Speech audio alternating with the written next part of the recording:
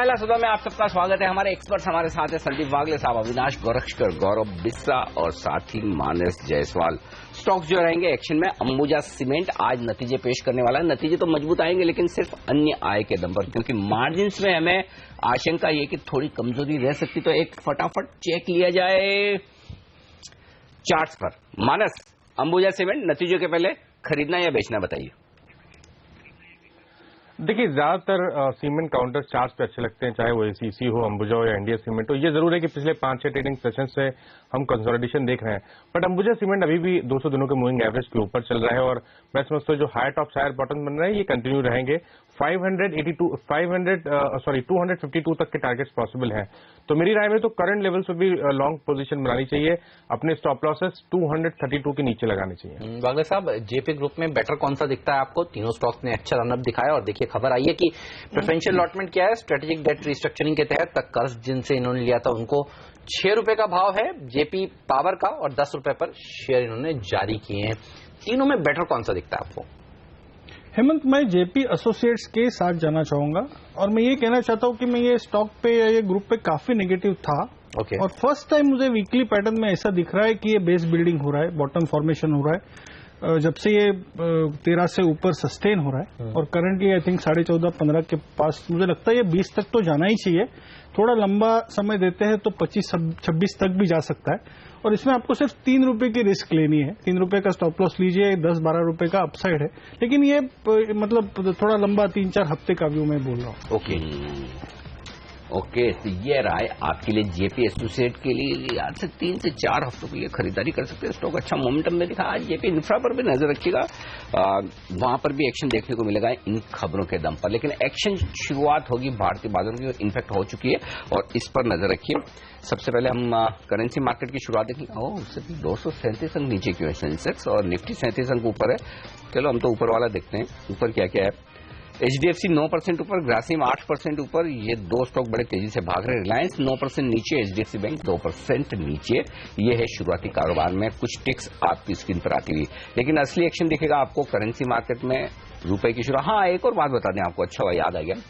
एक तो आज रात को अमेरिकी बाजार बंद है, वो फिर से याद कर लीजिए कि अमेरिका में रात को आज छुट्टी है। वहां पर अब्राहम लिंकन साहब की बर्थडे मनाएंगे वो लोग। दूसरा ये है कि कल बहुत लोगों को कन्फ्यूजन, तो कन्फ्यूजन साफ कर दें। कल भारतीय बाजार खुले हुए हैं, इक्विटी मार्केट खुले हैं, एनएससी बीएससी चालू है। जो बंद है वो करेंसी मार्केट है और डेट मार्केट है, यानी कि फिक्स इनकम वाले मार्केट बंद रहेंगे, करेंसी मार्केट बंद रहेंगे, क्योंकि बैंक्स कल बंद है। और उसकी वजह है कि मुंबई में बीएमसी इलेक्शन है। और हेमंत, हमें तो काम करना लेकिन थोड़ा जल्दी जाएंगे, फिर कल वोट तो डालना है। सुबह तो जल्दी आना ही पड़ेगा, बिल्कुल 4 से नहीं 5:30 बजे तक वोटिंग है। गलत है। आप सोचिए बीएससी और एनएससी को, ये क्या बात हुई? डेट में आप डेट वाले ट्रेडर्स को आप वोट डालने के लिए छुट्टी देते हैं, करेंसी वाले ट्रेडर्स को आप छुट्टी देते हैं, इक्विटी वाले से कहते हैं नहीं जी आप ट्रेडिंग करिए। मैं आपके साथ हूँ, बिल्कुल हम साथ हैं। क्यों आप भी सहमत है ना कि बीएससी एनएससी को ये काम उनको दुरुस्त करना चाहिए? अच्छा, अभी भी समय है, कर लेना चाहिए। बिल्कुल। अच्छा, पिछली बार बीएमसी इलेक्शन में छुट्टी थी। हाँ, तो इस बार क्यों नहीं है? छुट्टी होनी चाहिए, कायदे से सबको वोट डालने का मौका मिले एक्चुअली। तो जब से ये लिस्ट हुआ है ना, मुझे लगता है बीएससी अभी परफॉर्मेंस प्रेशर आ गया है। नहीं, वो सब ऐसे ही होगा ना, एक दिन भी नहीं छोड़ना चाहता। ये तो ऐसा है कि भाई देखो, अगर मार्केट खुला है तो और कोई पैसा बनाए ना बनाए, एक्सचेंज तो बनाएगी ही बात है। तो सबसे पहला पैसा तो एक्सचेंज का बनता है, टर्नओवर चार्जेस लगाते हैं। दूसरा पैसा बनता है ब्रोकर का, ब्रोकरेज लगाते हैं। बाद में ट्रेडर्स का, इन्वेस्टर का बना नहीं बना वो तो बात की बात है। अच्छा, सारे जगह छुट्टी है, आप देख लीजिए कपड़ा मार्केट, बाकी सारे मार्केट सब बंद है और यही मार्केट इन्होंने खोल के रखा है। तो भाइयों, आप सबको यही कहना चाहता हूँ कि अपने अपने हिसाब से टाइम टेबल एडजस्ट करें। कोई पहले वोट डाल के आए सुबह, कोई बाद में डाले, लेकिन वोट जरूर डालें। शाम को 5:30 बजे तक वोटिंग है, सुबह 7:30 बजे से शुरू होगी। तो मुंबई में जितने हमारे दर्शक और मुंबई में बड़ी मात्रा में मुंबई की तरफ से टर्नओवर कम आने वाला है। बिल्कुल। हम तो एक ही चीज की सांत्वना ले सकते हैं, वो ये कि कल छुट्टी है तो रोड पर ट्रैफिक कम मिलेगा। बस यही हमारे लिए अच्छी बात। चलिए, लेकिन हम थोड़ा जल्दी जाएंगे, वोट डालेंगे पक्का, ये बात पक्की है। चलिए आगे बढ़ते हैं प्री ओपनिंग सेशन में। अच्छा, रुपए पर एक बार नजर डाल लेते हैं, रुपए की शुरुआत कैसी हुई। एक बार फिर से करेंसी मार्केट आपके सामने ले आए। ओके, 67.05, 4 पैसे का नुकसान। तो कोई खास मूवमेंट है नहीं, क्योंकि डॉलर इंडेक्स 101 के नजदीक पहुंच रहा है शायद, इसलिए थोड़ा सा रुपया ढीला हुआ है। सन टीवी, ये एक और इंटरेस्टिंग स्टॉक है और वीकेंड पर फाइनली पलानी सामी साहब ये एक तो इनके नाम याद रखना भी भारी काम है लेकिन फिर भी ये कंपेरेटिवली बहुत इजी नाम है। तो पलानीस्वामी साहब अब मुख्यमंत्री बन गए हैं तमिलनाडु के, और सन टीवी में एक बड़ी तेजी बनी थी पिछले कुछ हफ्तों में। अब ये खबर थोड़ी सी नेगेटिव साइड पे सेंटीमेंट के लिहाज से पढ़नी चाहिए।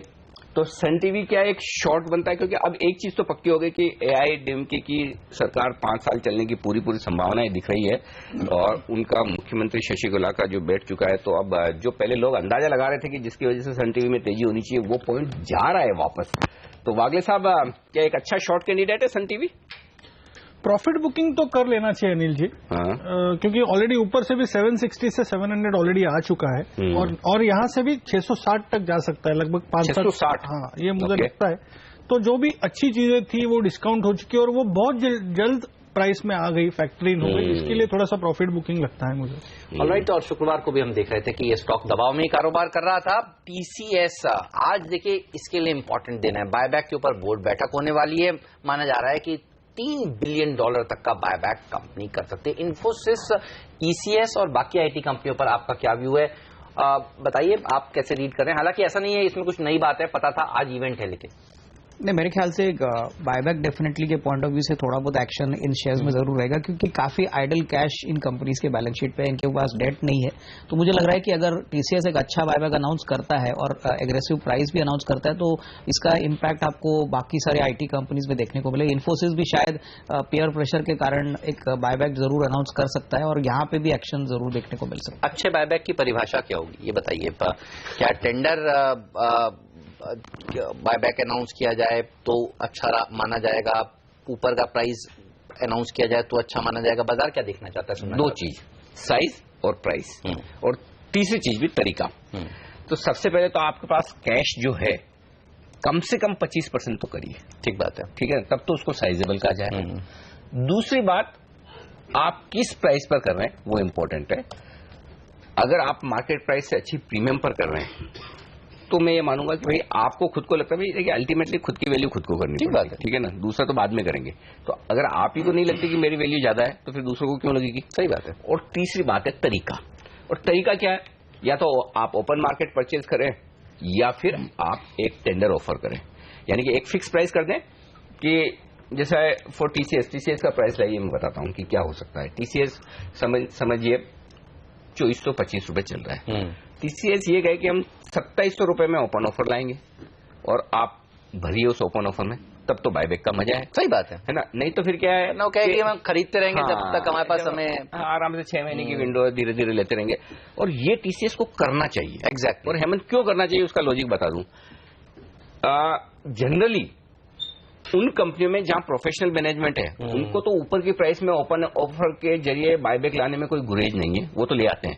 लेकिन जो कंपनियां जहां प्रमोटर्स होल्डिंग ज्यादा है, जैसे कि टीसीएस, उन लोगों को नहीं लगता कि हमें बहुत ऊपर की प्राइस में बायबैक लाना चाहिए, क्योंकि प्रमोटर तो देखिए बायबैक में देंगे नहीं, देंगे तो रिटेल इन्वेस्टर, तो वो जनरली क्या कोशिश करते हैं कि ओपन मार्केट परचेज के जरिए करें ताकि भाव मेंटेन रहे, जब नीचे आए तब खरीद लें। तो टीसीएस ऐसा ना करे तो मजा आएगा। और प्रमोटर्स बायबैक में पार्टिसिपेट ना करें। हाँ बिल्कुल, ये टीसीएस में तो जनरली नहीं करते, लेकिन नहीं करे तो ये भी सही बात है, बिल्कुल। ओके, तो ये टीसीएस की बात चलिए। अब देख लेते हैं आज आपके लिए ट्रेडिंग के मौके कहाँ हैं। स्टॉक 2020 20 टॉप ट्रेडिंग आइडियाज आज के।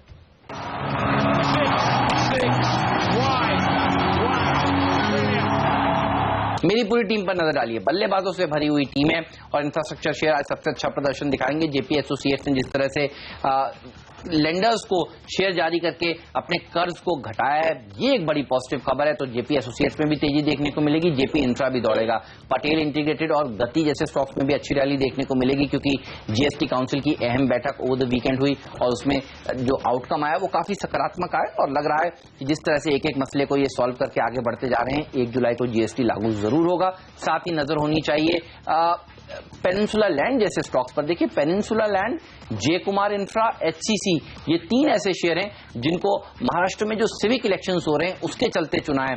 अगर शिवसेना हारती है तो जे कुमार इंफ्रा के लिए एक बड़ी राहत की बात होगी, क्योंकि कई प्रोजेक्ट से इनको बैन किया जा रहा था और एचसीसी जैसे शेयरों में भी अच्छी तेजी देखने को मिल सकती है। साथ ही नजर होनी चाहिए आपकी उगर शुगर जैसे कंपनियों पर। चीनी के दाम जिस तरह से बढ़ रहे हैं, जेट एयरवेज जिस तरह से एक प्रेस कॉन्फ्रेंस करने वाला आज एक स्ट्रेटेजिक करार के लिए, यहां पर भी तेजी देखने को मिलेगी। और डिपेंडेबल वीजा स्टील पर भी रखिए नजर, यहां पर भी अच्छी रैली देखने को मिल सकती है। जिस तरह से एंटी डंपिंग ड्यूटी के विस्तार की खबरें मीडिया रिपोर्ट्स के तहत आई हैं, तो आज मेटल कंपनियां भी फोकस में रहनी चाहिए आपकी।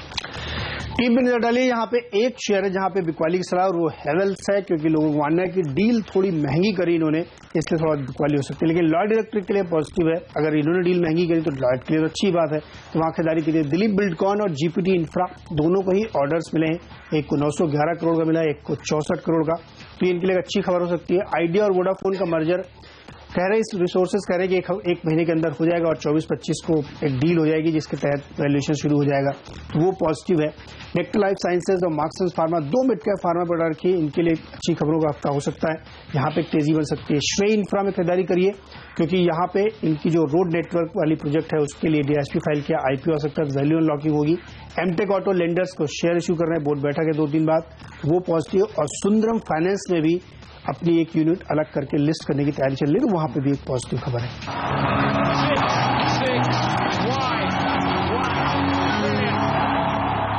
राइट, तो ये तमाम स्टॉक्स हैं जहां पर आपकी नजर होनी चाहिए। अच्छी तेजी देखने को मिल रही है जेपी ग्रुप के शेयरों में। प्री ओपनिंग ट्रेड में जेपी पावर करीब 6% मजबूती के साथ ट्रेड करता हुआ, और देखिए लॉजिस्टिक स्टॉक्स भी जीएसटी की इस इंपॉर्टेंट बैठक के बाद आज अच्छा प्रदर्शन दिखाएंगे, इस तरह के संकेत जरूर मिल रहे हैं।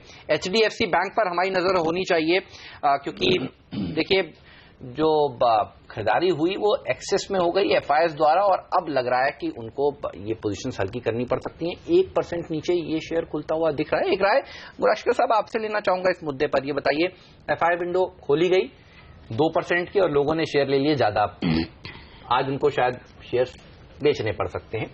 आरबीआई ने कह दिया है कि एक तय समय के बाद के जो शेयर खरीदे वो आप हटा दीजिए, निकाल दीजिए। बताइए आप कैसे देख रहे हैं इसको, और एचडीएफसी बैंक आज किस तरह से रिएक्ट करेगा? नहीं, मुझे लग रहा है जो एक्शन फ्राइडे को हो गया हेमंत, मेरे ख्याल से वो एक्शन काफी जल्दी हो गया, और लग रहा है कि आज शायद इसमें थोड़ा सा जो टेक्निकल ओवरहैंग है वो शायद नेगेटिव पॉइंट ऑफ व्यू से ही दिखाई देगा, क्योंकि जिस प्रकार से 8-10% का उछाल से स्टॉक खुला, उसके बाद एफआईएस ने पोजीशंस बनाई, मुझे लग रहा है कि थोड़ा सा टेक्निकली वीक रहेगा। लेकिन अगर थोड़ा बहुत वो नीचे आता है तो मुझे लग रहा है कि long term point of view से एक अच्छा मौका है। आई थिंक क्लियरली एफआईआई का पॉइंट ऑफ व्यू से तो नेगेटिव है, क्योंकि इंक्रीमेंटली ये पोजीशंस यहाँ पे नहीं बना सकते। लेकिन अगर हम लंबी अवधि की बात करें तो एचडीएफसी बैंक में हमने देखा है कि काफी अच्छा returns post elections, Modi ji के इलेक्शंस के बाद का अगर हम रिटर्न देखें तो ये डिस्पाइट द फैक्ट कि एक रिचली वैल्यूड स्टॉक पहले भी था अभी भी है, इसमें रिटर्न्स अच्छे आए, तो ओवरऑल लॉन्ग टर्म प्रोस्पेक्ट्स अच्छे हैं। शॉर्ट टर्म में डेफिनेटली थोड़ी कमजोरी है। देखिए हेवेल्स तो अच्छा प्रदर्शन नहीं दिखाएगा, आज कमजोर है ही। लॉयड इलेक्ट्रिक भी मजबूत नहीं खुल रहा है, दबाव के साथ खुल रहा है, और हम कह भी रहे थे मुझे लगा एक मौका मिलेगा लोगों को निकलने का, नहीं मिलने वाला, वो भी नहीं मिल रहा है। क्यों? क्योंकि देखिए आप शेयरधारकों के हक में अगर डील नहीं करेंगे और कहेंगे कि शेयरधारकों को कुछ नहीं मिलने वाला, तो बाजार उसके लिए हैप्पी नहीं होगा। और वैसे भी काफी तेजी स्टॉक में देखी जा चुकी थी इस खबर के चलते, तो आज ये स्टॉक खुलते ही मौका नहीं देने वाला और गिरने वाला। अच्छा, शुक्रवार को भी हमारा व्यू यही था कि सही डील है, उसमें कोई दम नहीं लग रहा है। पैसा अगर नहीं मिलेगा तो मुश्किल है। मुझे लगा एक मौका मिल जाता लोगों को निकलने का तो अच्छा होता, लेकिन अब क्या है, एक्चुअली मार्केट के पहले एनालिसिस कर देने में ये भी नुकसान है क्योंकि लोगों को चार्ज नहीं मिल रहा है, नहीं तो काफी लोग अच्छा है, लोग बच गए जो खरीदने आते हैं। खरीदने का तो सवाल ही पैदा नहीं, वो बच गए, आप कह सकते हैं, का तो सवाल ही पैदा नहीं। तो जो चैनल्स आपको बता रहे हैं कि ये आप खुद देख सकते हैं इस समय, बाकी सारे चैनल्स और समझ सकते हैं, जो चैनल्स आपको बता रहे हैं कि ये शेयर बहुत मजबूत खुलने वाला है, ऐसा कुछ नहीं है, आपको सावधान रहना चाहिए।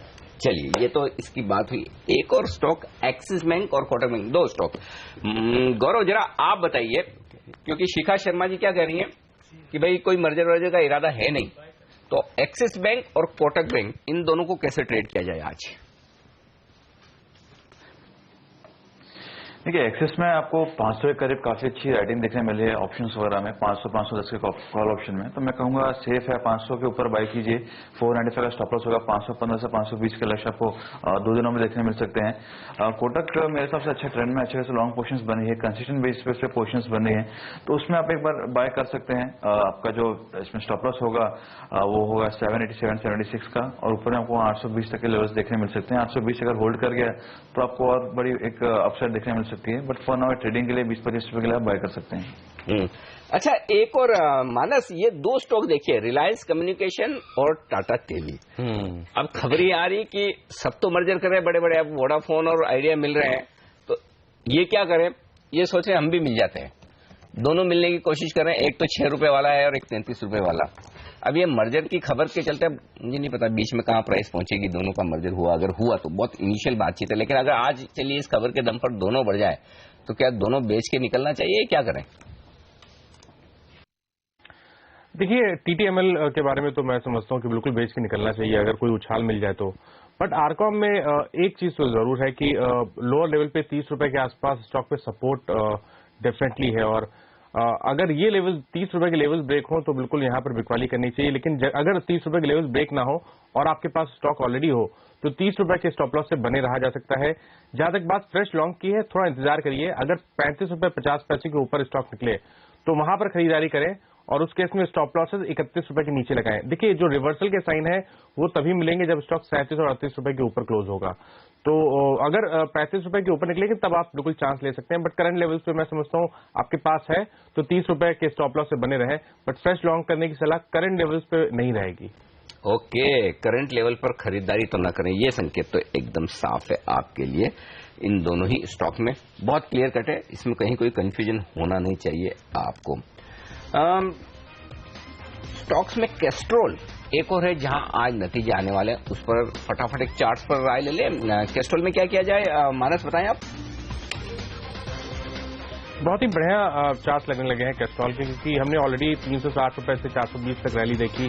200 दिनों का मूविंग एवरेज 2 हफ्ते पहले स्टॉक ने ब्रेक किया, कंसोलिडेशन देखा गया, और फ्राइडे के सेशन में फिर से हमें एक क्लियर ब्रेकआउट डेली चार्ट पे देखने को मिला है। मैं समझता हूं कि फिर से एक अपमूव देखने को मिलेगा जिसमें 460 रुपए तक के लेवल्स पॉसिबल हैं। तो मेरी राय में तो बिल्कुल यहां पर खरीदारी करें और अपने स्टॉप लॉसेस 430 रुपए के नीचे लगाएं। ओके, 430 के नीचे स्टॉप लॉस। चलिए भारतीय बाजारों की हो चुकी शुरुआत, पहली टिक आपकी स्क्रीन पर आती हुई सेंसेक्स और निफ्टी पर। शांत शुरुआत है एकदम, 1 पॉइंट नीचे सेंसेक्स है, 6 पॉइंट नीचे निफ्टी है, कोई खास रुझान नहीं। आइडिया 4.5% की मजबूती के साथ टॉप गेनर, और 1.5% ऊपर है लीवर। टीसीएस 1% मजबूत, कोटक महिंद्रा बैंक 0.5% मजबूत। तो ये 4 स्टॉक है जो दे रहे हैं निफ्टी को मजबूती। तो कमजोरी कहां से, एचडीएफसी बैंक 1% कमजोर है, आईटीसी में 0.5% का नुकसान, यस बैंक इनफी थोड़े थोड़े कमजोर। आइए वायदा कारोबार में बता दूं आपको क्या है एक्शन। आइडिया सेल्यूलर 5% नीचे, रिलायंस कम्युनिकेशन 3% नीचे है, माफ कीजिए ऊपर है, सॉरी 5% ऊपर आइडिया है, रिलायंस कम्युनिकेशन 2.5% ऊपर है, तो आज टेलीकॉम शेयरों का दिन है। जेट ऊपर है, लीवर ऊपर है, टोरेंट फार्मा ऊपर है, टीसीएस ऊपर। तो ये कुछ एक शेयर मजबूत है, तो फिर निफ्टी दबाव में क्यों है? ओ सन टीवी टॉप लूजर जो हम बात कर ही रहे थे, देखिए खराब है, और वागले साहब का 660 के लक्ष्य की तरफ ये शेयर बढ़ रहा है। 2% का नुकसान सन टीवी में होता हुआ दिख रहा है, तो खुलते ही लोगों को समझ में आ गया कि अब सन टीवी में प्रॉफिट बुकिंग कर लेनी चाहिए या शॉर्ट करना चाहिए। हेवल्स 2% नीचे, हेमंत लगातार आपको कह रहे हैं देखिए ये डील हेवल्स के लिए अच्छी है नहीं, 2% के नुकसान के साथ शुरुआत की है हेवल्स ने भी। यूनियन बैंक 0.5% नीचे, वायदा कारोबार के बैन में, आइबुल हाउसिंग फाइनेंस 1% नीचे। तो ये कुछ एक स्टॉक्स हैं जो नुकसान के साथ कारोबार करते हुए दिखेंगे आपको आज के सेशन में। लेकिन आज का स्टार परफॉर्मर दिग्गजों में है आइडिया और छोटे शेयरों में है जेपी एसोसिएट। जब कह रहे हैं वागले साहब की खरीदी है, ये स्टॉक तो 25 की तरफ बढ़ रहा है, तो खरीद रहे हैं लोग, 4.5% मजबूत है। मतलब स्टॉक ऑफ द मोमेंट तो लॉयड इलेक्ट्रिक्स 8-9% नीचे। देखिए हम आपसे कह रहे थे कि लगातार लोगों ने यहां पर पहले ही खरीद कर रखा था इस डील के अनाउंसमेंट से पहले, और अब देखिए उनको एग्जिट नहीं मिल रहा है। मैं यही कहूंगा एग्जिट नहीं मिल रहा है, बिल्कुल सही है। ही अगर 9% शेयर लुढ़क जाए और वॉल्यूम हो मात्र 3 लाख शेयर के आसपास की, यानी 10 डे एवरेज वॉल्यूम का वॉल्यूम हो चुका हो, तो ये शेयर आज जितना लोग ऊपर खुलने की बात कर रहे थे उतना नीचे भी जा सकता है। ध्यान रखिएगा। और हम आपसे शुक्रवार से लगातार कहते आ रहे हैं, एक शेयर जिसको आपको अवॉइड करना चाहिए इस समय वो लॉयड इलेक्ट्रिक्स हो सकता है इस डील की खबरों के चलते। हेवल्स के लिए तो मुश्किल की बात है ही, ज्यादा मुश्किल की बात लॉयड इलेक्ट्रिक्स के लिए है। बहरहाल इस स्टॉक पर रखिएगा नजर, ये शेयर दबाव में है। ये बात सन टीवी जहां खुला वहीं टॉप बनी है, बिल्कुल सही कह रहे हैं, ऊपर ही नहीं खुल पाया, बस दिक्कत है। शुक्रवार को भी कह रहे थे, देखिए मौका शुक्रवार को दरअसल लोगों को मिला था इसको बेचने का, जब 3% ऊपर खुला था और 1% ही मुश्किल से जाकर ऊपर जाकर बंद हो पाया था ये शेयर। सन टीवी भी दबाव में है, 3.5%, 3% की एक्सपेक्टेशंस एनालिस्ट भी कर रहे थे कि इस शेयर में आज दबाव देखने को मिलेगा। इसमें भी बहुत अच्छी रैली हो चुकी है, लेकिन देखिए ग्रुप जो फोकस में है, जेपी पावर जिस तरह से इन्होंने डील करी है, 6 रुपए का देखिए शेयर था ये और 10 रुपए के आसपास डील होती हुई नजर आई है, तो 7% की मजबूती देखने को मिल रही है। हालांकि टिकट साइज इसका छोटा है, इसके चलते जेपी एसोसिएट्स भी 3-3.5% ऊपर है, जेपी इंफ्रा में भी 2% की बढ़त देखने को मिल रही है। जेट उस प्रेस कॉन्फ्रेंस से पहले आज मजबूत है, हालांकि प्रेस कॉन्फ्रेंस से ज्यादा अपेक्षाएं मत रखिएगा, कुछ करार होने वाला है एक विदेशी एयरलाइंस के साथ, लेकिन कुछ पैसे का लेन देन नहीं है। मजबूती यहां पर देखने को मिल रही है, हालांकि 2.5% के आसपास की। साथ ही उगर शुगर जैसे स्टॉक्स, आइडिया अच्छा प्रदर्शन दिखा रहा है, 4% की मजबूती दिखाता हुआ, और एडीएजी पैट में रिलायंस कम्युनिकेशन भी मजबूत है। एचयूएल में भी देखिए बहुत बड़ी तेजी नहीं, लेकिन 1.5% के आसपास की मजबूती यहां पर भी देखने को मिल रही है। और बायबैक की बैठक से पहले टीसीएस भी मजबूत है। लॉजिस्टिक्स स्टॉक्स देखिए, स्नोमैन, वीआरएल लॉजिस्टिक्स, ये तमाम शेयर हैं जो मजबूती के साथ आज कारोबार करते हुए जीएसटी को लेकर जिस तरह से एक और सफलता हासिल हुई है सरकार को। ये एकदम साफ संकेत आपके लिए, इसी बाजार में ठंडा कारोबार है। तेज दौड़ लगाने के बाद, बड़ा उतार चढ़ाव दिखाने के बाद हफ्ते की सुस्त शुरुआत की है, लेकिन सुस्ती से काम चलेगा नहीं, एक्शन तो होगा। एक्सपायरी का हफ्ता है, उस लिहाज से बड़ा एक्शन तो बनना चाहिए, लेकिन एक्शन एक स्टॉक में, एक शेयर मुझे दिख रहा है, अगर आज बाजार कमजोर हुआ, अगर तो जो गिरने में आगे रहेगा वो है सिप्ला। देखिए सिप्ला में क्या हो रहा है, 1% के आसपास का नुकसान है और 4% सुबह सुबह ओपन इंटरेस्ट बढ़ा है, तो कोई न कोई यहाँ पर शॉर्ट पोजीशन बना रहा है सिप्ला में सुबह सुबह, क्योंकि देखिए हाईएस्ट ओपन इंटरेस्ट गेनर है लीवर, जो कि 10% है, और लीवर में तो खबर की वजह से होना समझ में आता है। सिप्ला में कहीं कोई खबर ऐसी है नहीं, उसके बावजूद सिप्ला में एक्सपायरी के हफ्ते में सुबह सुबह खुलते ही शॉर्ट्स क्यों बन रहे हैं, ये इंटरेस्टिंग है देखने का। चार्ट पर कुछ संकेत है यहाँ पर शॉर्ट करने के। वागले साहब, आपके चार्ट क्या कह रहे हैं सिप्ला में? अनिल जी, मैं 581 के नीचे ही शॉर्ट जाऊंगा। ओके, अभी 585, 586 है, तो नीचे से मतलब ये चॉपीनेस हो सकता है, इसके लिए मैं अवॉइड करना चाहता हूं। अगर 581 ब्रेक होता है तो फिर कितना गिरेगा?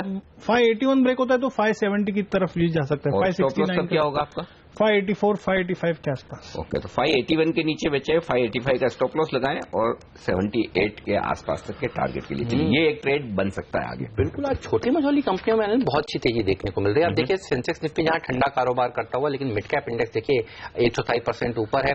हम बात कर रहे थे जेपी ग्रुप की, अब आप देखिए जेपी पावर 9% की रैली दिखा रहा है। मार्क्सन फार्मा आज 7% मजबूत है, मुझे कोई खबर तो दिखी नहीं है, लेकिन आज नीरज की टीम का लिए शायद फ्री हिट शेयर था।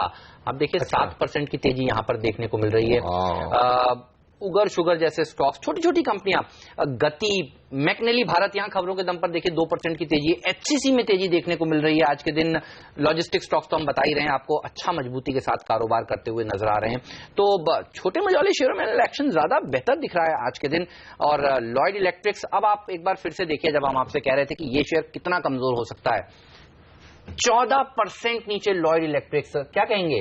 मौका नहीं मिल रहा है लोगों को निकलने का, हो क्या रहा है, गया कैसे देख रहे हैं आप? बिल्कुल, इनफैक्ट हेमंत आपने सही कहा कि कॉर्पोरेट शेयर होल्डर्स के लिए इसमें कुछ ज्यादा डील लुक्रेटिव नहीं है, और मुझे लग रहा है कि ऑलरेडी टॉप बन चुका है, अभी मेन बिजनेस बिका है, ब्रांड भी बिका है, तो उसके बाद क्वेश्चन मार्क ये होता है कि आगे चल के ये कंपनी करेगी क्या, क्योंकि already major part of revenue और प्रॉफिट्स तो इस सेल से खत्म हो जाता है। तो आई थिंक मेरे ख्याल से ये क्लियरली इंडिकेशन है कि मार्केट्स थोड़ी सी चिंता में है कि आगे का जो रोड मैप है वो क्लियरली थोड़ा सा अनसर्टन है, जब तक मैनेजमेंट कोई पुष्टि नहीं देती। इनके कर्मचारी भी, वैसे मैं आपको बता दूं, चिंता में ग्रुप के जो लोग काम करते हैं, और आप देखिए वही अनिल चिंता शेयर प्राइस में इस समय दिख रही है। तो अच्छा जो कारोबार होता है ना, वो देखिए बिक जाता है बहुत जल्दी। ये हमने जेपी ग्रुप में भी देखा। उसके बाद जो मुश्किल वाला कारोबार होता है साहब, जो जो आप देखिए ना, अगर कोई फल लगाकर रखे तो अच्छे वाले फल पहले बिकते हैं और उसके बाद खराब वाले शाम तक नहीं बिकते। नहीं, वो बिकते ही नहीं। वो बिकते भी नहीं। हाँ, और या तो कैप्टिव कंज्यूमर खुद ही खा लो।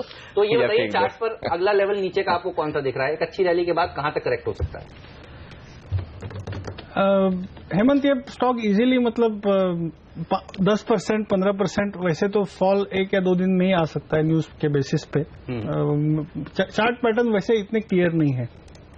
ओके, पर 15% तो आज ही गिर गया ये। एकदम परफेक्ट कॉल था हेमंत, ये मानना पड़ेगा, क्योंकि ऊपर खुल ही नहीं पाया और उसके बाद जो गिरा है वाकई में झटका है बड़ा। और इस लिहाज से मतलब ऐसी डील है न तो हेवल्स के शेयर होल्डर को फायदा न लॉयड के, ऐसी डील क्यों होती है? सवाल ये बड़ा अविनाश। नहीं बिल्कुल मतलब दोनों शेयर होल्डर को नुकसान हो रहा था। अच्छा, हेवल्स ने कौन से, देखिए आप सिल्वेनिया को खरीद कर कितने साल तक इन्होंने बांधे रखा, पाला, उसको टर्न अराउंड करने की कोशिश करी, सफल नहीं हुए, थक कर बेच। मतलब उनका भी कोई ट्रैक रिकॉर्ड इतना मजबूत नहीं है कि भाई उसके बाद आपको याद है जब रिजल्ट आए थे तभी हमने कहा था, जब ये खबरें आ रही थी कि ये कंपनी कर सकती है करार, हमारा पहला शब्द यही था कि ये कंपनी को खरीदने की जरूरत क्या है, एक बार तो इतना खराब ट्रैक रिकॉर्ड रह चुका है। अलग टर्न अराउंड कर ले जाएंगे तो बाजार को भरोसा आएगा, लेकिन जब तक कर नहीं पाते तो सिल्वेनिया जैसी बढ़िया कंपनी को नहीं कर पाए तो देखना। अच्छा, ये बात सही है एक्चुअली।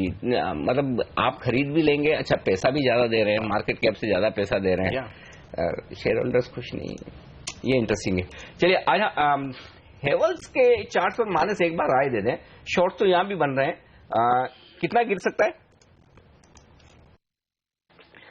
देखिए यहाँ पर शॉर्ट अब मैं समझता हूँ तभी करना चाहिए जब स्टॉक 412 के लेवल्स के नीचे चला जाए। उससे पहले मैं नहीं समझता कि शॉर्ट क्रिएट करनी चाहिए। हालांकि ये जरूर है कि हमने एक रैली के बाद पिछले 5-6 ट्रेडिंग सेशन में करेक्शन देखा है, बट डेली और इंटरडे चार्ट पे एक बहुत क्लियर सपोर्ट दिखता है 414-412 की रेंज में। तो जब 412 के नीचे जाए तभी यहाँ पर शॉर्ट बनाए। खरीदारी करने की सलाह तो बिल्कुल नहीं रहेगी। चलिए, तो खरीदारी करने की सलाह बिल्कुल नहीं रहेगी फिलहाल यहाँ पर। और आपको बता दें सुबह स्टॉक 2020 की टीम में ही नीरज ने बताया था कि हेवल्स को आपको शॉर्ट करना चाहिए, खरीदना नहीं चाहिए। देखिए दबाव ये शेयर दिखा भी रहा है, बड़े ब्रोकरेज हाउसेज ने भी यही कहा था कि यहाँ पर आपको दूर रहना चाहिए। एक बार टीम देखते हैं स्टॉक 2020 की बाकी की किस तरह से निकल कर आई है। नीरज की टीम सबसे पहले देखते हैं। देखिए मार्क्सन फार्मा, हम आपसे कह रहे थे कि यहाँ पर ऐसी तो कोई खबर नहीं है, लेकिन नीरज ने आज इसको फ्लेट का दर्जा दिया था तो अच्छी तेजी देखने को मिल रही है। एमटेक ऑटो जैसे स्टॉक्स भी खबरों के दम पर इनकी टीम में शामिल थे। Idea, Sundaram finance, GPT infra, ये कुछ और स्टॉक्स हैं जहां पर आज तेजी देखी जा रही है, जो सुबह 7:30 बजे आपको बताई गई थी। पटेल लॉजिस्टिक्स में देखिए तेजी देखी जा रही है। Visa Steel, Ugar sugar, Jet Airways, HCC, ये कुछ और ऐसे शेयर हैं जहां पर अच्छी रैली देखने को मिल रही है। तो महाराष्ट्र में जो सिविक इलेक्शंस हो रहे हैं उसके चलते एचसीसी को सुझाया था। आईआरबी इंफ्रा देखिए 2.5% मजबूत है, यहाँ पर भी कामकाज दरअसल सिविक महाराष्ट्र में ज्यादा होता है। ये बताइए। इसमें एक चीज और है, एक्चुअली मैं वही सोच रहा था, वीकेंड पे मैंने एक खबर पढ़ी थी, मुझे याद पहले टारगेट ले लें क्योंकि पहले 2 बार थम्स अप दिया। फटाफट पहले बता दे, फिर मैं खबर बताता हूं। इनफैक्ट ये स्पॉट ही कर रहा था 232 के नीचे का स्टॉप लॉस रखे, 2-2.5 रुपए का आप रिस्क ले रहे, और 240-241 का तो 6-7 रुपए का अपसाइड है। 1:2.5, 1:3 बैठेगा, और ये फेड फ्यूचर्स के लेवल से। सरकार किसी की बने, इसको ऑर्डर मिलते रहते हैं। अच्छा, अभी मैं हमारी रिसर्च टीम को कहूंगा थोड़ी इस पे फटाफट रिसर्च करके इन्फॉर्मेशन निकाले, क्योंकि वीकेंड तो मुझे याद आ रहा है, मैं खबर पढ़ रहा था कि इनका इंफ्रा इन्वेस्ट ट्रस्ट है, उसके आईपीओ को लिस्ट कराने के लिए शायद सेबी की मंजूरी मिल गई। शायद कह रहा हूं मैं, पक्का नहीं कह रहा हूं, शायद कह रहा हूं, वो ध्यान रखें। अगर वो होता है तो वो बड़ी चीज होगी, क्योंकि मुझे याद है 4000 करोड़ से ऊपर का आईपीओ हो सकता है। तो आईआरबी इंफ्रा की जो इंफ्रा इन्वेस्टमेंट ट्रस्ट, देखिए ये रीट से अलग है, रियल एस्टेट इन्वेस्टमेंट ट्रस्ट अलग होते हैं, इंफ्रास्ट्रक्चर के इन्वेस्टमेंट ट्रस्ट अलग होते हैं। तो अगर आईआरबी की इंफ्रा इन्वेस्ट ट्रस्ट की कंपनी जो है उसको आईपीओ लाने की सेबी की मंजूरी, आईपीओ के लिए दाखिल कर चुके हैं, ये तो मुझे पता है पहले से काफी समय हो गया। तो अगर वो होता है तो ये एक बड़ी खबर होगी। अविनाश क्या कहेंगे इस पर? आईआरबी के लिए बड़ा पॉजिटिव हो सकता है। बिल्कुल, ये अगर क्लियरली अप्रूवल मिलता है इनको तो 4000 करोड़ का जो आईपीओ है तो डेफिनेटली इनको इनके रोड प्रोजेक्ट्स के लिए जो वैल्यू अनलॉक होगी वो मेरे ख्याल से एक अच्छी बात रहेगी, और ये एक अच्छा ट्रेंड रहेगा, क्योंकि काफी और रोड कंपनीज है जो अभी पाइपलाइन में वेट कर रही है कि मार्केट कंडीशंस इंप्रूव हो तो इंस्टीट्यूशनल इन्वेस्टर और जो जनरल पब्लिक है इनको ये इंस्ट्रूमेंट ऑफर करे, तो ऑब्वियसली आईआरबी के लिए एक अच्छी बात है। और शॉर्ट टर्म और मीडियम टर्म एक बता दूं, हमारी रिसर्च टीम इतनी क्विक है, आप विश्वास ही नहीं करेंगे। देखो सोनम मेहता का मेल आ चुका है और वो कह रही कि IRB investment fund sponsored by IRB infra developers. Received market regulator SEBI's approval, यानी कि सेबी की अप्रूवल उन्हें मिल चुकी है 4,300 करोड़ का आईपीओ लाने के लिए। तो ये एक बड़ी खबर इस वक्त की आईआरबी इंफ्रा को लेकर, 4,300 करोड़ के आईपीओ लाने को मंजूरी मिल चुकी है। ये हमारे रिसर्च टीम ने तुरंत आपको इन्फॉर्म करके दिया। तो ये आईआरबी इंफ्रा के लिए बेहद बड़ा पॉजिटिव है। राय ली जाए एक बार वायदा कारोबार के ट्रेडर्स के लिए गौरव से भी। गौरव, क्या इन लेवल्स पे भी खरीदा जाए? ये ट्रेडिंग के लिहाज से मैं कहूंगा आईआरबी इंफ्रा अच्छा है, ये लेवल्स भी अच्छा है। आप 242 243 के आप उम्मीद रख सकते हैं। 233 रुपए का स्टॉप लॉस होगा और आप लॉन्ग कर सकते हैं। 240 का टारगेट था वागले साहब का, 2 रुपए दूर है बस ये हेमंत एक्शन देखिए।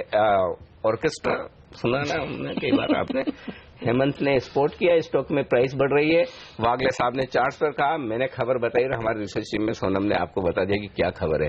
तो चार जने मिलके जब आपको एक साथ कोई चीज बताते तब जाके स्टॉक में इस तरह का एक्शन होता है, कमाई होती है। एचसीसी एक और ऐसा स्टॉक है जहां पर अच्छी तेजी देखने को मिल रही है और आज इंफ्रास्ट्रक्चर शेयरों में देखिए तेजी है। और हम सुबह कह रहे थे कि इंफ्रास्ट्रक्चर थीम आज आपको नजर पर रखना चाहिए। जेपी ग्रुप में रैली है, 2 शेयर नीरज ने अपनी टीम में सिलेक्ट किए थे जहां पर खबरों के दम पर एक्शन देखने को मिल रहा था। एचसीसी भी महाराष्ट्र से जुड़ी हुई बड़ी रियल एस्टेट कंपनी है। क्या इसके स्टॉक आपको चार्ट्स अच्छे लगते हैं? कुछ दिनों पहले जैकपॉट स्टॉक भी ये शेयर रह चुका है। ये बताइए ये कितना दौड़ सकता है आज के दिन? हेमंत, ये स्टॉक में इंट्राडे के तौर पे लेने से बेटर 2-3 दिन का व्यू दूंगा। मुझे लगता है ये 44 तक जा सकता है और इसमें स्टॉप लॉस 39 के नीचे होना चाहिए। तो ये तो और अच्छी बात है, 2-3 दिन का अगर आप व्यू दे रहे हैं तो। अनिल देखिए, ये शेयर भी अब दिन के हाईएस्ट लेवल पर आता हुआ। तो मुंबई से महाराष्ट्र से जुड़ी हुई जो इंफ्रास्ट्रक्चर कंपनियां हैं वो अच्छा प्रदर्शन दिखा रही हैं, ये आप कह सकते हैं। इलेक्शन के रिजल्ट 23 तारीख को आएंगे, राइट? 21 को, यानी कल इलेक्शन है, परसों सारे वो इकट्ठा करेंगे सारे मतपेटियां और उसके बाद 23 तारीख को रिजल्ट आएगा। तो 23 तारीख का भी इंटरेस्टिंग होगा। चलिए एक छोटा सा ब्रेक ले रहे हैं और ब्रेक के दौरान आप थोड़ा सा आराम कर लिए कि वागले साहब आपके लिए आराम नहीं है और नहीं मानस और गौरव के लिए। आप तीनों को मौके ढूंढने कहाँ ट्रेडिंग के और बन रहे हैं, क्योंकि हमारे दर्शक इंतजार कर रहे हैं। तो छोटे से ब्रेक के बाद हम फिर आ रहे हैं, बताएंगे आपको कहाँ ट्रेड करना है।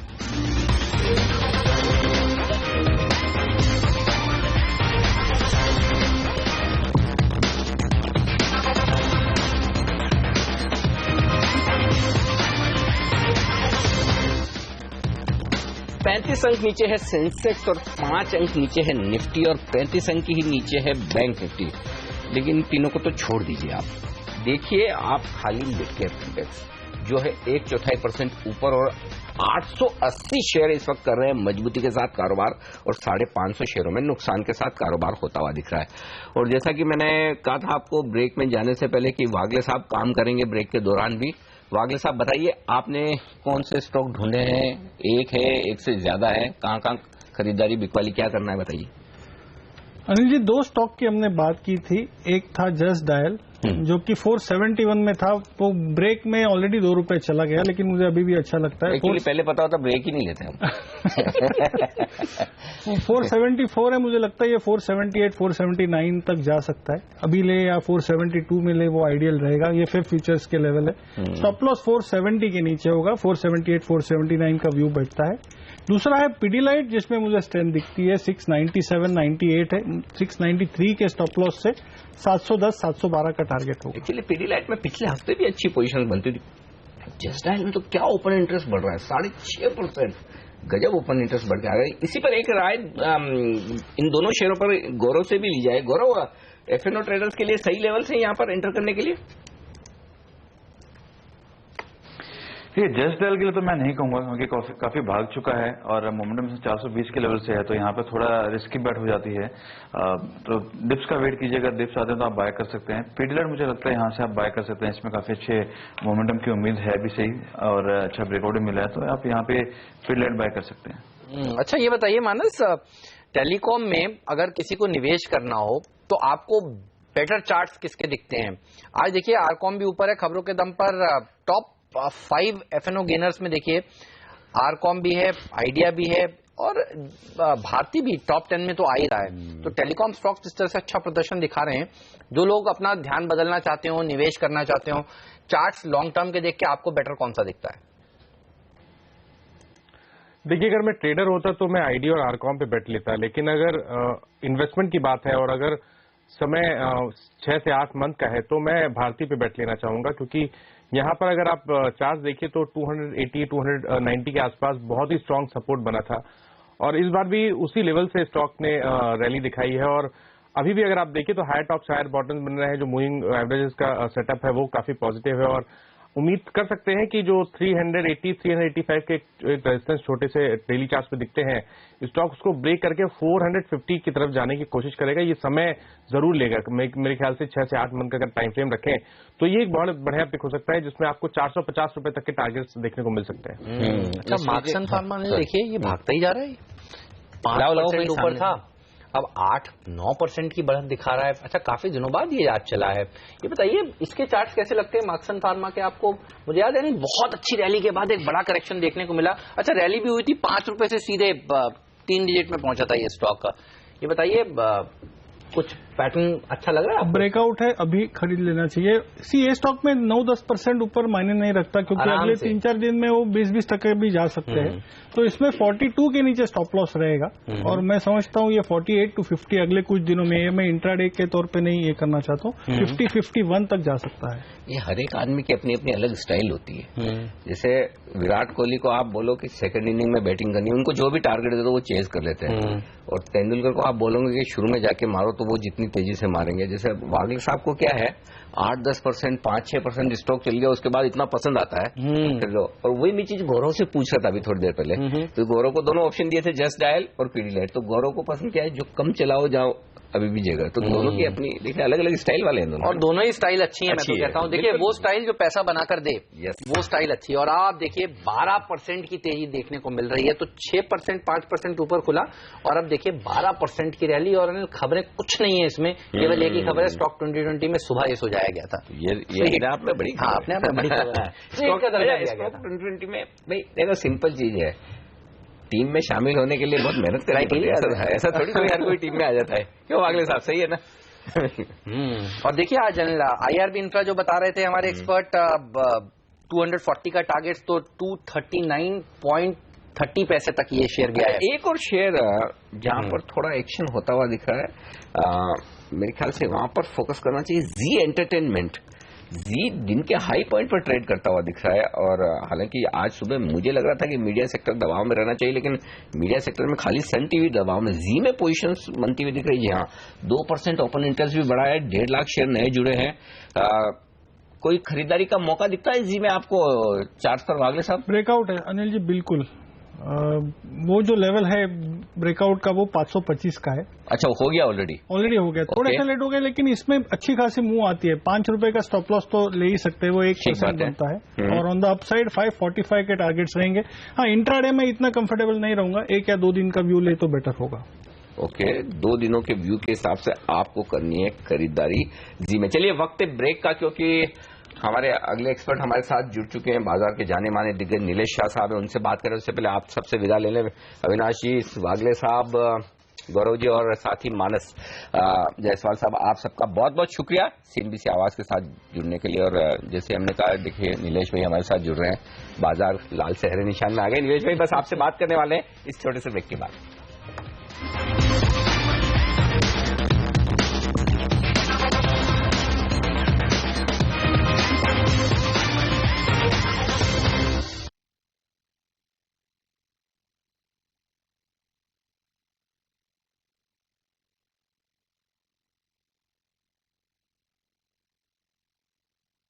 नीलेश भाई गुड मॉर्निंग, कैसे हैं सर?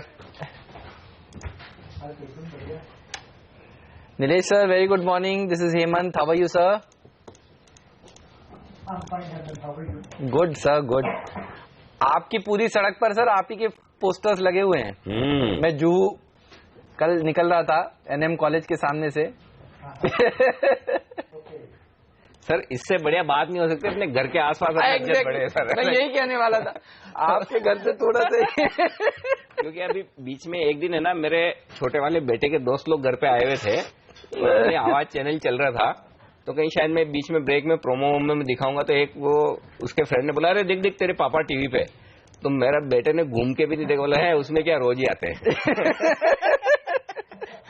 तो घर में इज्जत होती नहीं है सर, तो घर के आसपास इज्जत बढ़े उससे बढ़िया बात हो नहीं सकती है। और वो सर प्रोग्राम भी बहुत बढ़िया हुआ। मैं कल वहां पे हाँ एक इवेंट और था, मैं वहां गया था कल, तो सर मुझे बता रहे थे सब लोग वहां पे, बहुत ही बढ़िया था, मतलब मजा था। नीलेश भाई फुल फॉर्म में थे। मजा आ गया, सही था। मतलब मेरी इतनी हालत ढीली होने के बावजूद मतलब मुझे कहीं एक सेकंड भी ऐसा फील नहीं हुआ, तो मजा आया।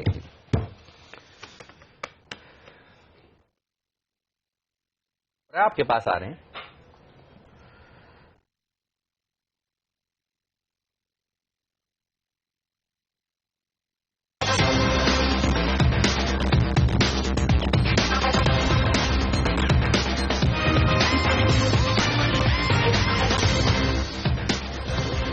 बाजार हरे निशान में लौटते हुए सेंसेक्स और निफ्टी पर, लेकिन मिड कैप शेयरों में देखिए शानदार तेजी है, लगभग 1/3% ऊपर है मिड कैप इंडेक्स, और स्टॉक स्पेसिफिक खरीदारी बाजार में लगातार चलती हुई दिख रही है। और इसकी पूरी क्रेडिट अगर आपको किसी को देनी है, जिस लेवल पर आज आप निफ्टी इस वक्त देख रहे हैं 8,800 के पार, तो सिर्फ और सिर्फ आप तो हैं ही उसके हकदार, क्योंकि आप बाजार में पैसा लगा रहे हैं, लेकिन जो बाजार में आपके बिहाफ पर दमदार पैसा लगा रहे हैं वो है घरेलू म्यूचुअल फंड। और देश के दिग्गज घरेलू mutual fund Kotak Mahindra mutual fund के एमडी और सीईओ नीलेश शाह हमारे साथ कार्यक्रम में शामिल हो रहे हैं। नीलेश भाई गुड मॉर्निंग, स्वागत है आपका सीएनबीसी आवाज पर। बहुत पैसा आ रहा है सर आपके पास, एसआईपी और दूसरे फ्लोज, और अभी तक कोई ऐसे थमने के संकेत तो नहीं ना, क्योंकि हम 8,800 पर आ गए, तो अब ये समझना जरूरी है कि आपके पास कितना पैसा और है अभी भी। नहीं अनिल जी, मतलब रिटेल इन्वेस्टर्स हमें एसआईपी के थ्रू पैसा दे रहे हैं। मोर देन 1.2 करोड़ इन्वेस्टर्स हैं जो तकरीबन 4,000 करोड़ के आसपास हर महीने इक्विटी म्यूचुअल फंड्स में निवेश करते हैं। एंड मोस्ट इम्पॉर्टेंटली ये सारा पैसा लंबी अवधि के लिए आ रहा है। लोगों की जो मैच्योरिटी है वो बहुत ही अच्छी है। एंड हमने देखा है कि नवंबर दिसंबर में जब मार्केट गिर रहा था तो लोगों ने लमसम पैसा भी ज़्यादा लगाया।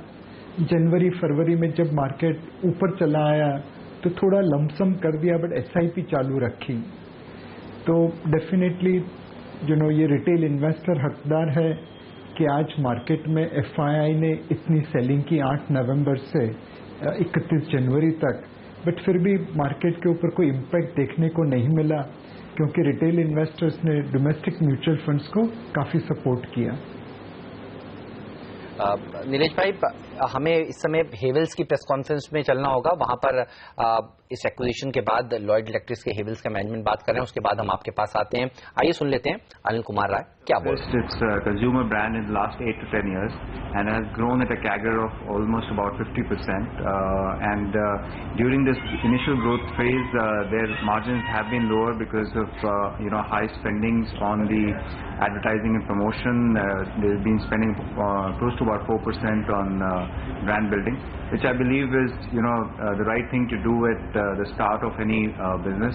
We believe now it's at the cusp of taking forward not only the growth but also expansion in margins. The industry per se is a industry where companies have been making double-digit margins, and we believe that Lloyd can also get into that journey and come closer to the Havells margins in the next few years. मेरा सवाल ये है आपसे कि ये deal को कैसे finalise करेगी कंपनी, ये 1,600 करोड़ की डील है, तो क्या कंपनी कोई रकम कैसे जुटाएगी, लोन लेगी या फिर कंपनी अपने इंटरनल सोर्सेज से रकम जुटाएगी? देखिए हेवल्स की बैलेंस शीट काफी, ये थी हेवल्स की प्रेस कॉन्फ्रेंस जो उन्होंने एक्विजिशन किया है लॉयड इलेक्ट्रिक के कंज्यूमर ड्यूरेबल्स कारोबार का। नीलेश भाई हमारे साथ है। नीलेश भाई, जब आप कह रहे हैं कि वाकई में घरेलू इन्वेस्टर समझदार होकर पैसा लगा रहे हैं और उसका फायदा मिला भी है, अब ये बताइए क्या इन लेवल्स के आसपास बाजार वैल्यूएशन के लिहाज से ठीक है और कोई दिक्कत वाली बात नहीं है पैसा लगाने में, नया पैसा अगर बाजार में किसी को लगाना है तो? अगर आप वैल्यूएशन के लिहाज से देखें तो ये इतना सस्ता नहीं है जितना लेट्स से फरवरी 2016 के बजट के दिन पे था। एट द सेम टाइम इतना महंगा भी नहीं है कि आप निवेश करना छोड़ दें। ये एक फेयर वैल्यू मार्केट है एंड इस वक्त उम्मीद ये है कि जो अर्निंग्स रिकवरी कुछ सेक्टर्स में ही दिख रही थी और जो ब्रॉड बेस नहीं हुई थी वो 2017-2018 में ब्रॉड बेस्ड होगी। एंड इसके पीछे मतलब कुछ रीजंस है। एक, बैंकिंग सिस्टम में लिक्विडिटी रहेगी। दूसरा, डीमोनेटाइजेशन की जगह अब रीमोनेटाइजेशन की वजह से लोगों को जो एक कैश की शॉर्टेज की वजह से कंजम्पशन के ऊपर एक रुकावट आ गई थी वो अब पीछे रह जाएगी। तीसरा, जीएसटी के इंट्रोडक्शन से जो भारत एक नेशन एक मार्केट बनेगा और ट्रेड को बढ़ावा मिलेगा। तो ये सारी चीजें मिला के उम्मीद ये है कि यहाँ से अर्निंग्स ग्रोथ आना चालू हो जाएगा जो पिछले 3 सालों से सिर्फ कुछ ही क्षेत्र में दिख रही थी। एंड अगर आप अर्निंग्स ग्रोथ के लिए उम्मीद करते हैं कि यहाँ से एक्सेलरेट होगा तो इस लेवल से निवेश करना अच्छा रहेगा।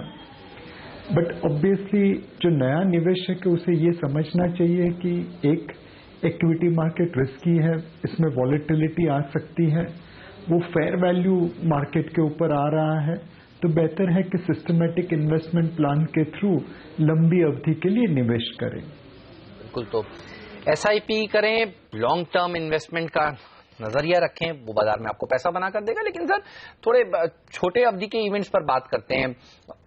5 राज्यों के चुनाव का आउटकम और उसमें सबसे महत्वपूर्ण उत्तर प्रदेश के चुनाव का आउटकम, ये बताइए, मार्केट तो चाहता है अगर बीजेपी जीते तो फिर तेजी हो, लेकिन अगर ऐसा नहीं होता है तो कितनी कमजोरी होगी और क्या वो मौका होगा फिर लॉन्ग टर्म खरीदारी करने के लिए? मार्केट हमेशा ये एक्सपेक्ट कर रहा है कि चाहे कोई भी सरकार हो वो इकोनॉमिक रिफॉर्म्स को फॉलो करे और ग्रोथ ओरिएंटेड पॉलिसीज अपनाए।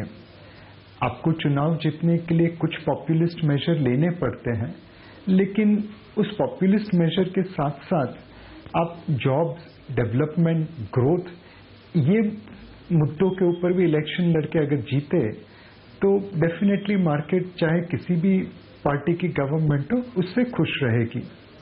एंड इस वक्त हम 5 राज्यों में देख रहे हैं कि धीरे धीरे करके रिलीजन, कास्ट, क्रीड ये सब पीछे जा रहे हैं, जॉब, डेवलपमेंट और ग्रोथ आगे आ रहे हैं। आप एक छोटा सा किस्सा देखें, कुछ साल पहले हम लोग सब नॉर्मल लाइट बल्ब यूज करते थे जिसमें बिजली की काफी उपयोग होता था और इसलिए वो महंगा पड़ता था।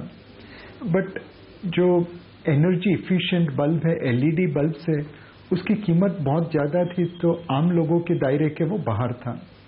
अब सरकार ने बल्क में एलईडी बल्ब्स की बाइंग करना चालू की तो उसकी प्राइस तकरीबन 75 से 80% गिर गई। एंड धीरे धीरे करके लोगों ने अपने नॉर्मल बल्ब्स को एलईडी बल्ब से रिप्लेस करना चालू किया। मैं कल ही एक ट्वीट पढ़ रहा था जिसमें पावर मिनिस्टर ने कहा है कि सरकार ने अब तक 20 करोड़ एलईडी बल्ब्स डिस्ट्रीब्यूट किए हैं और उस वजह से 11,000 करोड़ रुपए की सेविंग हो सकती है। तो मार्केट को चाहिए कि इस तरह के स्टेप्स लिए जाएं जिससे कंज्यूमर्स की जेब में पैसा बचता है बट कंट्री की इफिशिएंसी और प्रोडक्टिविटी बढ़ती है। तो ये 5 राज्य में इसी तरह की सरकार आए तो मेरे हिसाब से मार्केट को सपोर्टिव रहेगा। बट अगर आप इलेक्शन इस तरह से जीतते हैं कि हम फ्रीबीज देंगे, लोगों को मुफ्त में साइकिल देंगे, लैपटॉप देंगे या लोगों के फार्म लोन वेव कराएंगे, तो ऑब्वियसली मार्केट में करेक्शन आ सकता है। बेसिकली इलेक्शन का रिजल्ट कुछ भी हो, पॉलिसी ग्रोथ से रिलेटेड होनी चाहिए। नीलेश भाई ने बहुत क्लियर कट बात की। अब नीलेश भाई, एक शब्द आपने इस्तेमाल किया रीमोनेटाइजेशन का, जो हो रहा है।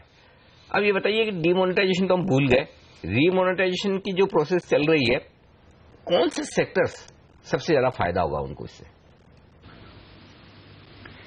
एक सेक्टर जिसे सबसे ज्यादा फायदा हुआ है वो private banks, NBFCs and PSU banks. Financial services का सेक्टर है। जो पैसा तिजोरी में रह रहा था वो डीमोनेटाइजेशन की वजह से बैंक डिपॉजिट्स के रूप में ये तीनों क्षेत्र में आ गया है और यहाँ से ये पैसा वापस तिजोरी में चला जाए वो मुश्किल लगता है।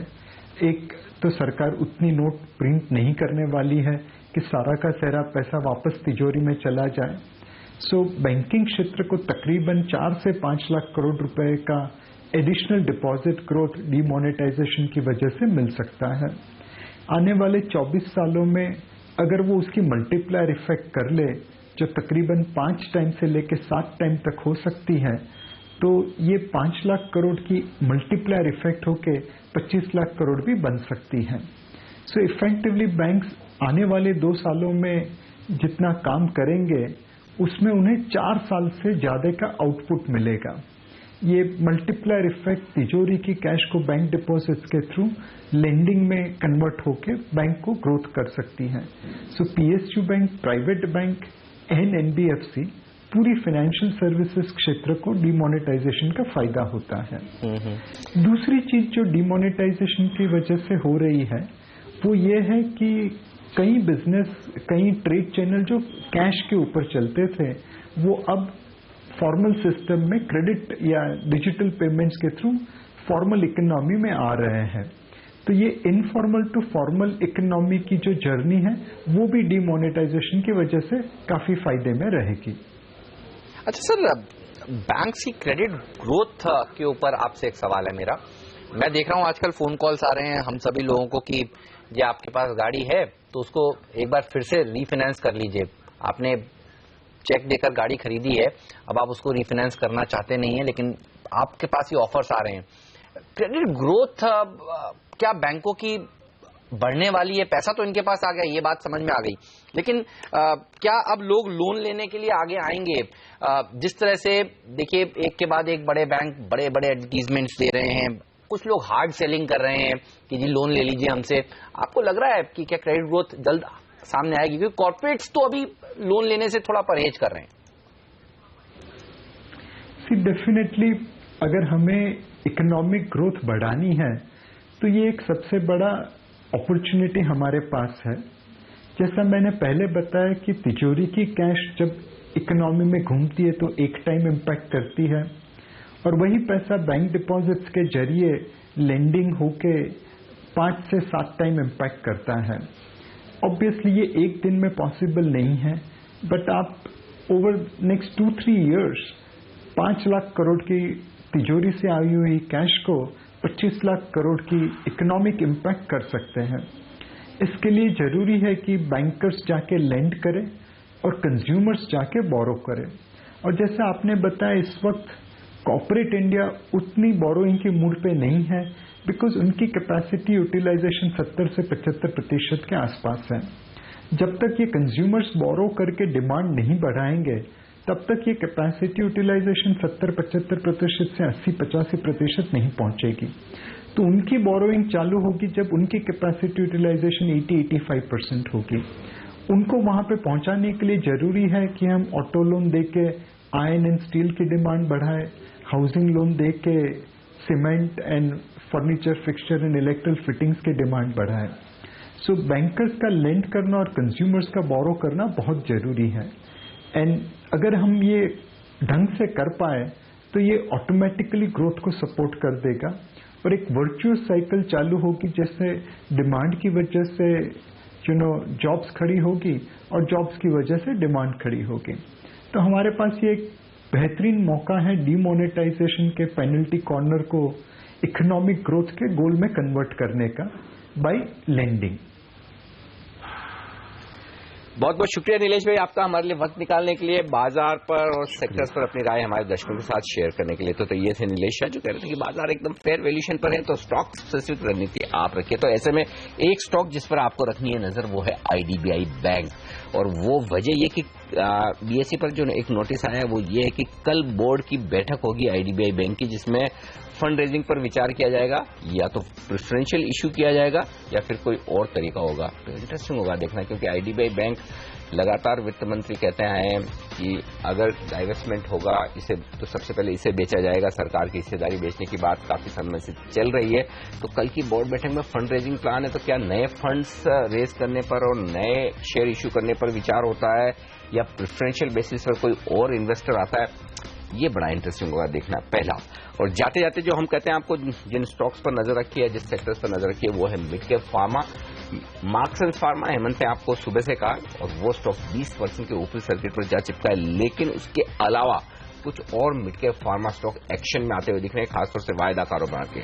स्ट्राइड्स, टोरेंट फार्मा, वोखार्ड और डीवीज लैब सब में प्राइस एक्शन शुरू हो चुका है, तो आगे के लिए सेक्टर। और हम सुबह 2020 में कह रहे थे कि दिग्गज फार्मा कंपनियों में पिछले हफ्ते रैली देखी जा चुकी है और आज मिड कैप फार्मा का दिन है, वैसा ही हो रहा है। बिल्कुल, तो ये मिड कैप फार्मा और आईडीबीआई बैंक अब बाकी बचे हुए सेशन के लिए आपको रखनी है नजर, लेकिन बाजार 8,800 को तोड़ा नहीं है और रिकवर होकर ऊपर की तरफ बढ़ता हुआ दिख रहा है। पूरा एक्शन मिड कैप इंडेक्स में 2.5% की मजबूती। पहला सौदा में आज के लिए इतना ही, लेकिन आप बने रहिए सीएनबीसी आवाज के साथ। आशीष शर्मा जुड़ेंगे ब्रेक के बाद और वो बताएंगे आपको कि कमोडिटी बाजार की ओपनिंग कैसे होने वाली है। आपके तमाम सवालों के जवाब भी दिए जाएंगे। फिलहाल हम दोनों को दीजिए इजाजत, नमस्कार।